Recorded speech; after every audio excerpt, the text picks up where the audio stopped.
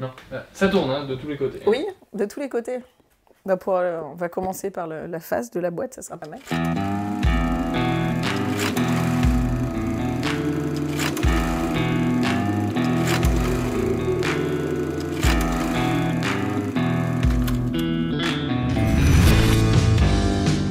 Hola los geekos! Bonjour Simon. Salut Nathalie! Alors regarde ce que je t'ai amené, une jolie boîte de jeux qui sort le vendredi 13 novembre. Et le vendredi 13 parce que c'est un jeu qui fait peur. Oh. Donc ça s'appelle Paris 1889, c'est édité par Sorry We Are French ou Soif pour les intimes.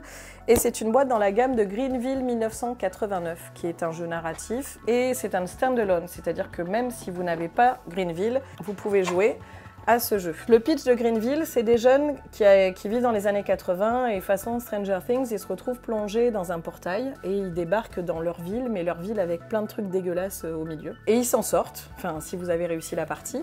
Et 10 ans plus tard, ces jeunes se retrouvent à leur fête du lycée, donc ils dansent, Baby One More Time, ils s'éclatent, on est en 99, à l'époque où on pouvait sortir et faire la fête. Et à un moment dans la soirée, tu sais, c'est un peu comme toutes les soirées, tu commences à avoir chaud, tu vas prendre l'air et bam, un nouveau portail. Et cette fois, le portail les amène à Paris, en 1889. Putain, comment t'es perspicace. Voici le plateau de jeu qui représente Paris de loin, on va dire. Ça, c'est Paris? Ouais. Tu as la scène. Ah, le plan au centre, d'accord. Voilà. Bon, c'est esthétique, mais c'est pas ça qui va faire le sel du jeu. C'est pas tout Paris non plus. Non, enfin, non. Si ça, c'est le Champ de Mars, j'imagine, avec la Tour Eiffel. Ouais, c'est ça.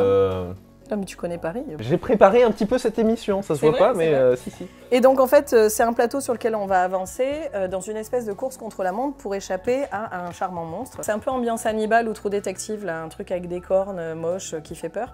Donc c'est l'abomination, elle est venue dans Paris, elle fout le bordel et il faut l'arrêter. Lors de leur aventure, ils vont devoir récupérer des anneaux, et plus ils vont récupérer d'anneaux, plus ce sera facile de combattre l'abomination. En fait, c'est un peu le film des anciens dans Horror Arkham, si vous connaissez. Alors, question, autant pour les joueurs, c'est censé se passer 10 ans après Greenville, même si ça se passe un siècle avant. C'est vrai. Mais pour l'abomination, ça se passe dans son passé à elle? Oui, c'est dans son passé à elle, du coup. Donc c'est après, mais avant, en fait. Donc en fait, s'ils arrivent à la battre dans Paris... Il n'y a pas besoin de jouer à Greenville. Il n'y a pas besoin de jouer à Greenville. Mais comme Greenville est sorti avant... Du coup, ça crée un paradoxe. C'est le bordel. Donc on joue des personnages qui ont un prier look un peu steampunk, on va dire belle époque. C'est super sympa et ces petits plateaux en fait sont utiles puisque quand on va jouer, on va poser devant des cartes qui vont correspondre à ce qu'on va faire avec notre personnage. Alors c'est hyper détaillé, c'est David Sidbon qui a fait les illustrations. Et il a fait un Paris de la belle époque extrêmement documenté. Il y a des morts.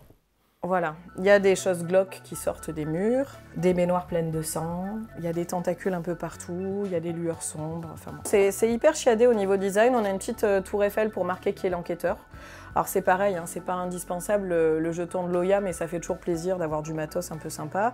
Il y a quelques petites finesses de jeu, alors on va pas vous décrire, enfin c'est pas une vidéo d'explication de règles, hein. On vit une aventure, on décrit sa carte.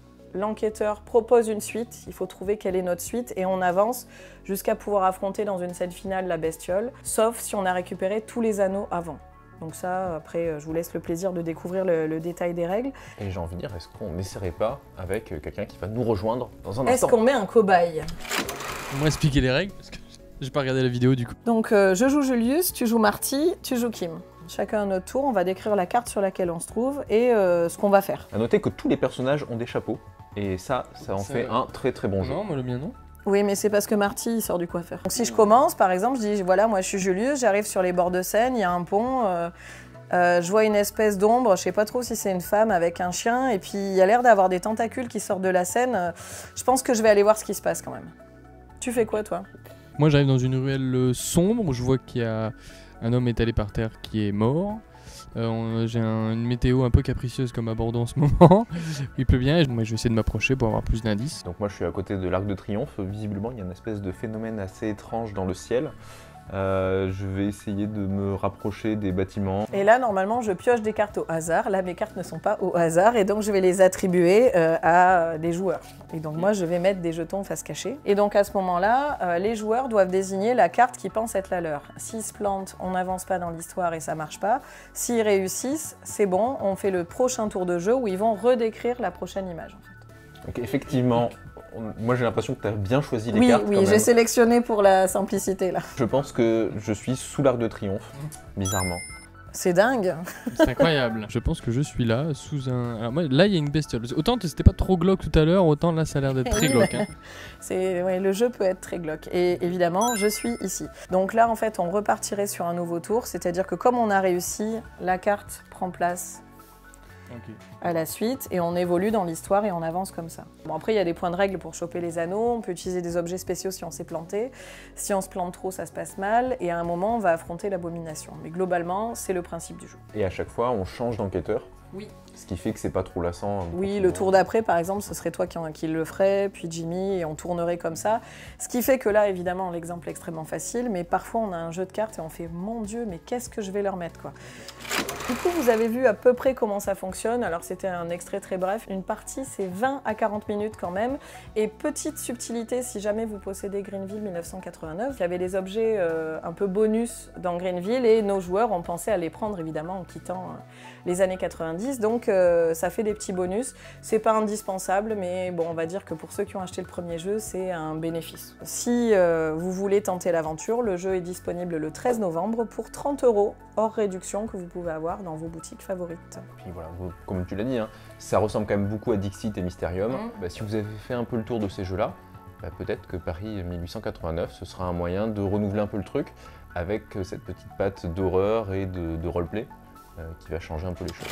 Comme d'habitude, si ça vous a plu, Vous abonnez, vous laissez un commentaire si vous comptez jouer à ce jeu-là, si vous avez déjà joué à Greenville. si vous connaissez les autres jeux Soif aussi, voir un peu ce que vous en pensez. Moi, j'aime beaucoup, donc je veux bien votre avis. Pensez à aller voir sur notre Instagram aussi nos photos de tournage, les previews, ce qu'on va faire prochainement. Ça peut être fun, voilà. Parce qu'on a fait le tour, donc adios, Adios, los geekos. los geekos.